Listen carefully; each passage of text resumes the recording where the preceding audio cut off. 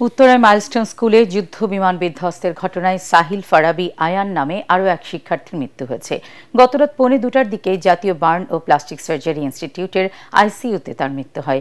Sahil Farabi Ayan Milestone school and কলেজের ইংরেজি ভার্সনের 7ম শ্রেণীর ছাত্র। জাতীয় বার্ন ও প্লাস্টিক সার্জারি ইনস্টিটিউটের আবাসিক সার্জন ডাক্তার শাওন বিন রহমান তার মৃত্যুর বিষয়টি নিশ্চিত করেছেন। তিনি বলেন, রাত 2:45টার দিকে লাইফ সাপোর্টে চিকিৎসাধীন অবস্থায় সাহিল ফারাবী আয়ান মারা গেছেন। আয়ানের শরীরের 40% দগ্ধ ছিল, তাকে আইসিইউতে রাখা হয়েছিল। এ ঘটনায় সর্বমোট এখন পর্যন্ত জাতীয় বার্ন অ্যান্ড প্লাস্টিক সার্জারি ইনস্টিটিউটে 18 জনের মৃত্যু হলো। এ নিয়ে মোট নিহতের সংখ্যা দাঁড়ালো 36 জনে। তবে স্বাস্থ্য মন্ত্রণালয় গতকাল মৃত্যুর সংখ্যা 1 জন কমিয়ে সংশোধন করে 34 বলে জানায়। সেই হিসাবে মৃতের সংখ্যা দাঁড়ায় 25 জনে। এছাড়া আইসিইউতে সংকটাপন্ন অবস্থায় আরও 3 জন চিকিৎসাধীন রয়েছে, যাদের অবস্থা অপরিবর্তিত আছে। এখনো ভর্তি আছে 33 জন, এর মধ্যে শিশু 27 জন।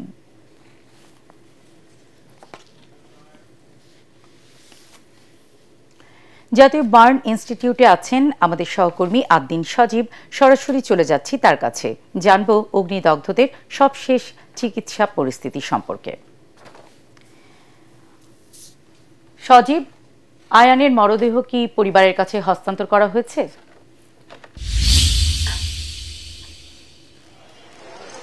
হ্যাঁ, আরো আগেই মরদেহ হস্তান্তর হয়েছে এবং অন্য যে প্রক্রিয়াগুলো চলমান রয়েছে, চিকিৎসা থেকে শুরু করে উন্নত চিকিৎসা কিংবা বিদেশি যে চিকিৎসকরা রয়েছেন তারাও দফায় দফায় এই পর্যবেক্ষণ করছেন, পরিদর্শন করছেন এবং পরামর্শ দিয়ে রোগী যারা এখানে দগ্ধ অবস্থায় আছেন তাদেরকে সর্বাত্মক রিকভারি করার যে চেষ্টা সেটা চলমান রয়েছে।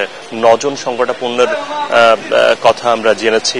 আইসিইউতে রয়েছেন 3 জন এবং অন্য আরো কেবিনে রয়েছেন 12 জনের মতো। সব মিলিয়ে এখন পর্যন্ত কিছুটা স্বস্তির কথা হলো যে রাতে আয়ানের মৃত্যুর পরে এখনো পর্যন্ত অন্য কোনো খারাপ খবর আমাদের কাছে এসে পৌঁছায়নি। অন্য সংকটাপন্ন যারা রয়েছেন তাদের সর্বোচ্চ চিকিৎসা দিয়ে রিকভারি করার চেষ্টাও চিকিৎসকরা করছেন বলেই আমরা জানতে পেরেছি, যতটুকু জানা গেছে। যদিও আনুষ্ঠানিকভাবে এখন পর্যন্ত সকাল থেকে এই পর্যন্ত কোনো ব্রিফ হয়নি। আমরা যতটুকু জানতে পেরেছি যে কিছুক্ষণ পরে সাংবাদিকদেরকে আনুষ্ঠানিকভাবে এখনকার যারা যে চিকিৎসাধীন অবস্থায় রয়েছে তাদের শারীরিক কন্ডিশন সেটা আনুষ্ঠানিকভাবে আমাদেরকে সেটা জানানো হবে। তবে যতটুকু জানতে পেরেছি অনানুষ্ঠানিকভাবে সেটা হলো যে 2-3 জনকে আজকে ছাড়পত্র দেওয়া হতেও পারে। এছাড়া এরকম আরো 8 থেকে 9 জন রয়েছে যাদেরকে পর্যায়ক্রমে ছাড়পত্র দেওয়া যেতে পারে।